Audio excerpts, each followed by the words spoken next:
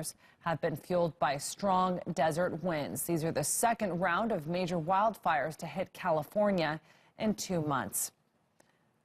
Francis Reed is in Los Angeles and joins us live now. Francis, California's already seen the deadliest fires in its history this year. What's the situation like with the current ones?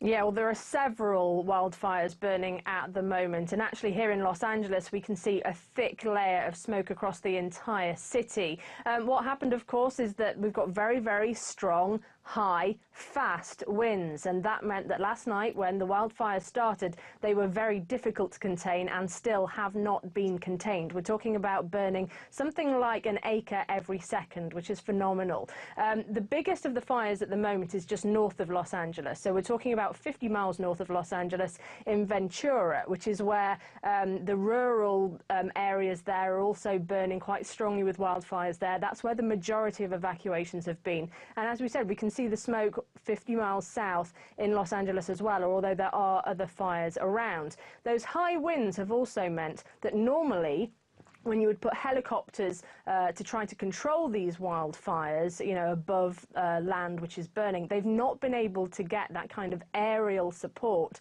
that they would normally put in place in these kind of wildfires. And that's been a massive, massive problem in the last 24 hours.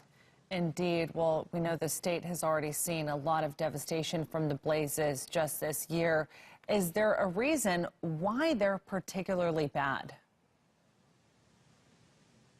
Yeah, as you said, one of the deadliest years on record, isn't it? You've just got to think back to a couple of months ago, north of San Francisco, more than 40 people killed in wildfires there. And across the entire western United States, actually, wildfires have been at their absolute worst this year. There are a few reasons for that. One, as we've already mentioned, those high winds, the high Santa Ana winds in Los Angeles at the moment. Normally we see them around October, but we don't actually normally get them in December, which is when we're getting them now. The other reason is that back in the winter time, it was one of the wettest on record, and that meant all the plants grew up and they've all burned very, very badly. So that's another reason for that.